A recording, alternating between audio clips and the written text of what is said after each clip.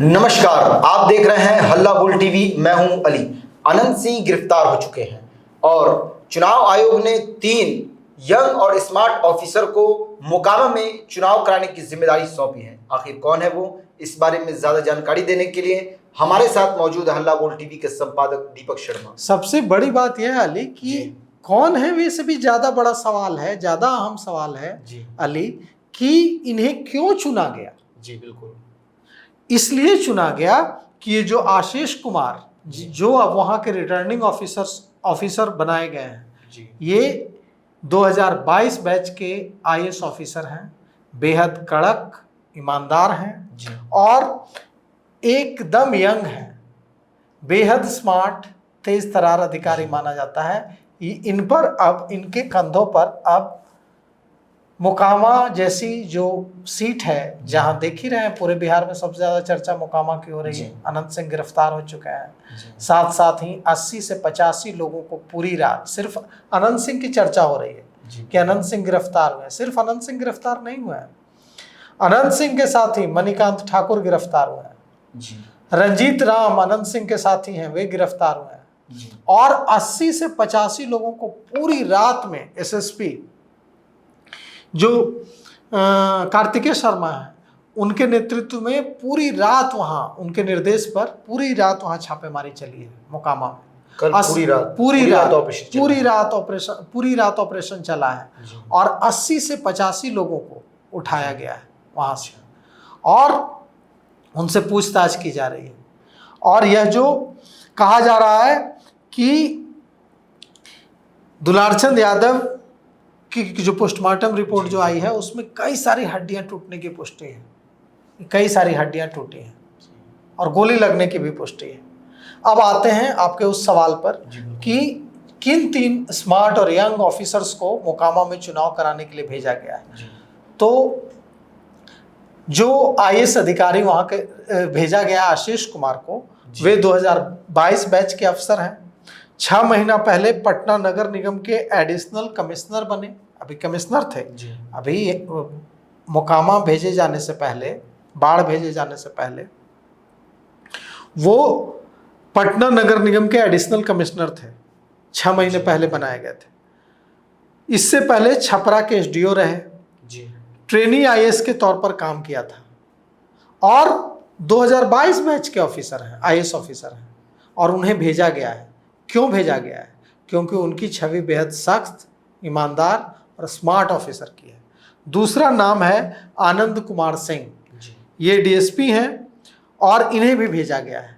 Anand Kumar Singh BPSC की 65वीं batch के officer हैं और प्रोबेशन पीरियड के दौरान सिवान में रह चुके हैं कई महीनों तक, लगभग 1.5 सवा साल के आसपास।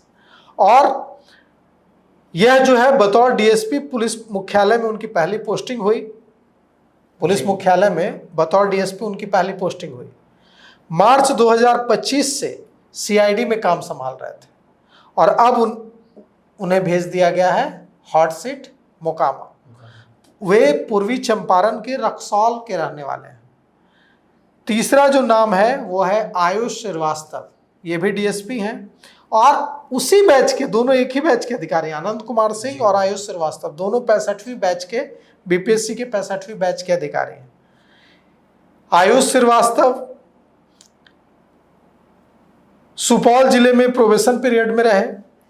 ये उत्तर प्रदेश के रहने वाले हैं, बिहार के रहने वाले नहीं हैं और इनकी पहली posting ATS anti terrorist squad में हुई थी। ये तीनों के तीनों जो ऑफिसर्स हैं बेहद सख्त, ईमानदार माने जाते हैं और इसलिए इनकी पोस्टिंग की गई है। अब उन ऑफिसर्स के बारे में जानिए जिनको वहां से हटाया गया है।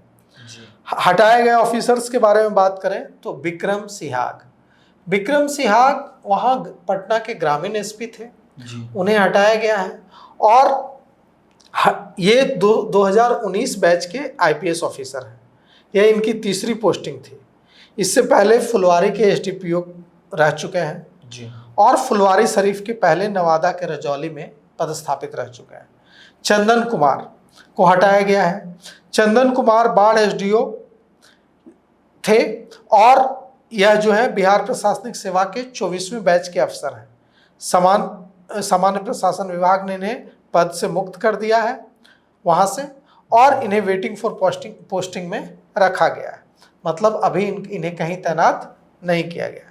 अब सवाल यह उठता है कि 2 थानेदार को भी सस्पेंड किया गया है। जैसा कि आपको पता ही होगा कि 2 थानेदार को सस्पेंड किया गया है। जिन अधिकारियों पर कार्रवाई की गई है उनके बारे में हम आपको बताते हैं। मोकामा विधानसभा के प्रशासनिक प्रभारी और बाढ़ के एसडीएम चंदन कुमार को हटाया गया है जी, और बाढ़ के एसडीपीओ 1 राकेश कुमार को हटाया गया है जी। इसके साथ साथ बाढ़ के थानाध्यक्ष को वहाँ के जो बाढ़ के जो 2 एसएचओ हैं, थानाध्यक्ष हैं, उनको हटाया गया है जी। यह जो पूरी जो कार्रवाई की गई है यह चुनाव आयोग के निर्देश पर की गई है, क्योंकि जैसा कि हम जानते हैं कि एक बार आदर्श आचार संहिता मॉडल कोड ऑफ कंडक्ट लग जाता है किसी राज्य में अली, तो वहाँ किसी की भी ट्रांसफर पोस्टिंग बिना चुनाव आयोग के परमिशन के नहीं हो सकती। सारा कंट्रोल चुनाव आयोग के हाथ में चला जाता है। चुनाव आयोग के हाथ में चला जाता है। अब जिन अफसरों को सौंपा गया है, वहाँ सौंपी गई है कमान वहाँ की, वो एकदम यंग हैं। और अब सवाल उठता है कि क्या सचमुच गड़बड़ी हुई है? एक बड़ा सवाल है कि हत्या तो कोई किसी की कहीं कर सकता है। अभी हम लोग बात कर रहे हैं, यहाँ कोई आए और हत्या कर दे, ठीक है, लेकिन क्या सचमुच यह जो पूरा जो मोकामा हत्याकांड जो है दुलारचंद यादव का, इसमें पुलिस से चूक हुई है? तो जो जानकार कह रहे हैं कि हाँ, पुलिस और प्रशासन से चूक हुई है।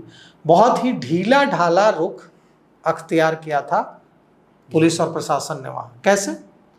मॉडल कोड ऑफ कंडक्ट लगा हुआ है, चुनाव आदर्श आचार संहिता लगी हुई है, और आदर्श आचार संहिता लगी हुई है और 40-50 गाड़ियों के साथ प्रचार हो रहा है।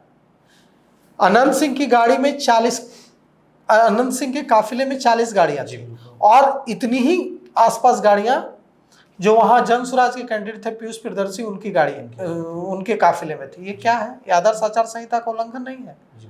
उसके बाद हथियार जमा कराए जाते हैं चुनाव से पहले। जैसा कि आपको पता है कि विधानसभा चुनाव से पहले कानून व्यवस्था बनाए रखने के लिए हथियार जमा कराया जाता है, और चेकिंग भी चलती है। और इसका पूरा रिकॉर्ड पुलिस के पास होता है। अब क्या अवैध हथियारों से फायरिंग की जा रही थी? जब हथियार जमा करवा लिए जाते हैं तो फायरिंग क्या अवैध हथियारों से की जा रही थी? क्योंकि बहुत सारे खोखे मिले हैं वहां से। उसके बाद एक और जो बात आई है सामने कि लगभग 3:30 बजे के आसपास दुलारचंद यादव की हत्या होती है मोकामा में, और तारतर गांव के पास की यह घटना है। वो आरोप अनंत सिंह पर लगता है, लेकिन चुनाव आयोग के अधिकारियों को इसकी सूचना, इसका इंफॉर्मेशन काफी देर से मिलता है। और उसके बाद बड़ा सवाल यह है अली कि उसके बाद, घटना के बाद, पीयूष प्रियदर्शी जो जन स्वराज के कैंडिडेट हैं, उन्होंने मेरे साथ कल रात खास बातचीत की, और मेरे साथ कल रात खास बातचीत में अली उन्होंने चौंकाने वाली बातें मुझे बताई। उन्होंने मुझे बताया, हल्ला बोल टीवी को बताया कि पुलिस हमारे समर्थकों को, हम विक्टिम हैं, हमारे समर्थक की हत्या हुई है, और ये देखिए अन्याय कि हमारे ही समर्थकों को पुलिस उठाकर ले जा रही है, गांव में रेड किया जा रहा है, और बेकसूर जो लोग हैं उनको उठाकर थाने ले जाया जा रहा है। दहशत में है बेकसूर लोग। और उन्होंने आरोप लगाया कि 1-2 नहीं, बड़ी संख्या में उनके समर्थक, जो कि कहीं से, उन्होंने कुछ नाम भी बताए, मुझे नाम याद नहीं है, कुछ लोगों के बाकायदा नाम लेकर बताया कि उनका इससे कोई लेना देना नहीं। उनको उठाकर, हेमंत एक नाम बताया था, अभी याद आ गया, एक हेमंत महतो या हेमंत करके कुछ नाम बताया था, कि उनका कोई लेना देना नहीं था। उनको उठाकर ले गई पुलिस, थाने में बैठा कर रखा जा रहा है। तो देखिए, पुलिस पर अगर दोनों पक्षों को भरोसा नहीं रहेगा, यही तो लॉ एंड ऑर्डर बिगड़ेगा।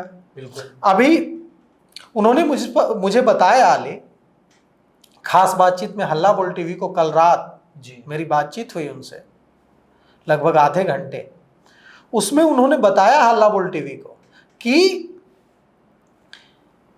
शव यात्रा के दौरान जो शव यात्रा निकली है दुलार चंद यादव की, उसमें फायरिंग हुई है, पथराव हुआ है। और देखिए क्या अंधेरगर्दी है कि उसके बाद हम लोगों ने यह खबर चलाई कि हाँ पथराव हुआ है, फायरिंग हुई है। उसके बाद प्रशासन की ओर से प्रेस रिलीज जारी कर कहा गया कि ऐसी कोई घटना नहीं हुई है। उसके बाद मुझे अपने संवाददाता पर संदेह होने लगा कि उसने हमें सही खबर दी या नहीं दी।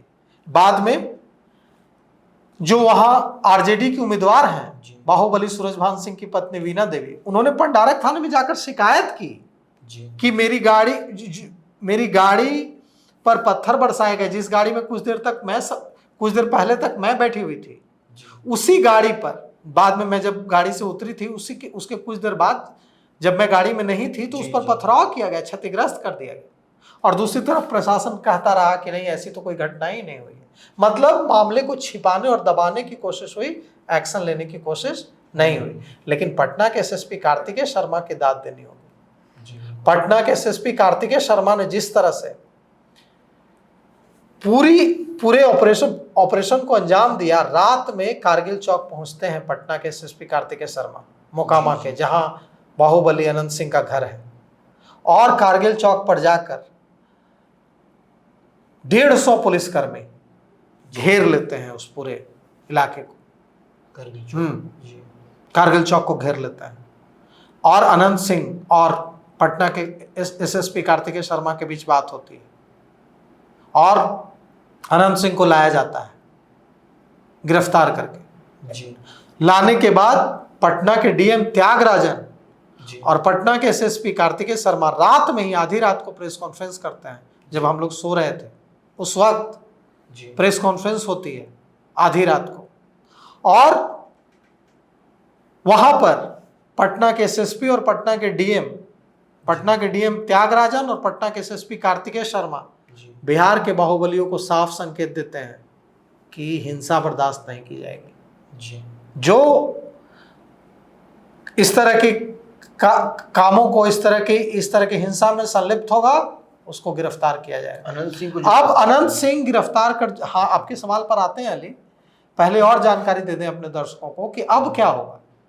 अब अनंत सिंह को कोर्ट में पेश किया जाएगा और उन्हें रिमांड पर लिया जाएगा। अभी तो उन्हें न्यायिक हिरासत में भेजा जाएगा, कोर्ट में पेश करके न्यायिक हिरासत में भेजा जाएगा। इतना तो तय है कि अब जो चुनाव है वो अनंत सिंह की गैर मौजूदगी में होगा।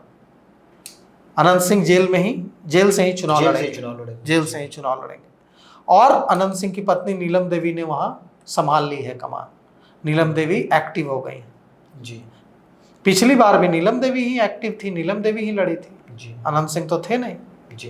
तो कुल मिलाकर अनंत सिंह जेल में ही थे, नीलम देवी लड़ी थी, आरजेडी से लड़ी थी उपचुनाव में।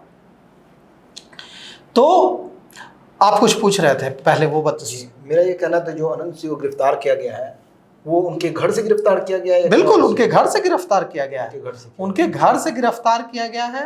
और जो 85 लोग के गिरफ्तार होने की जो खबर है, गिरफ्तार नहीं किया गया 85 लोगों को, उन्हें पुलिस ने 85 लोगों को हिरासत में लिया है। हिरासत में लिया है, उन्हें उनसे पूछताछ की जा रही है अलग अलग थानों में, और जिन लोगों को लगेगा कि नहीं इन लोगों की संलिप्तता है उन्हें गिरफ्तार करके भेजा जाएगा। अभी उन्हें हिरासत में लिया गया, डिटेन किया गया है। गिरफ्तारी और हिरासत दोनों अलग अलग चीज है। हिरासत में लिया गया मतलब उनको लाया गया, उनसे पूछताछ की जाएगी। अगर पुलिस को लगेगा कि हाँ इनकी संलिप्तता है तो उन्हें गिरफ्तार किया जाएगा। अभी उन्हें डिटेन किया गया, हिरासत में। क्या सिर्फ अनंत सिंह की तरफ से लोग गिरफ्तार किया गया या दोनों पक्षों से गिरफ्तार? दोनों पक्षों से हिरासत में लिया गया। गिरफ्तारी सिर्फ 3 लोगों की हुई है, अनंत सिंह, मणिकांत ठाकुर और रंजीत राम, इन 3 लोगों की गिरफ्तारी हुई। इसके अलावा ग्रामीण एसपी विक्रम सिहाग परसों रात हमारे संवाददाता से बातचीत में उन्होंने जानकारी दी थी वहां कि 2 लोगों को अरेस्ट किया गया है। उनके नाम पता नहीं अभी तक नहीं आए, किन 2 लोगों को गिरफ्तार किया गया। देखिए हम इस पर नजर बनाए हुए हैं। तो सुना आपने, इस पूरे मामले को लेकर आपकी क्या राय है? अपनी राय कमेंट बॉक्स में जरूर दें। तो फिलहाल इस पेशकश में इतना ही।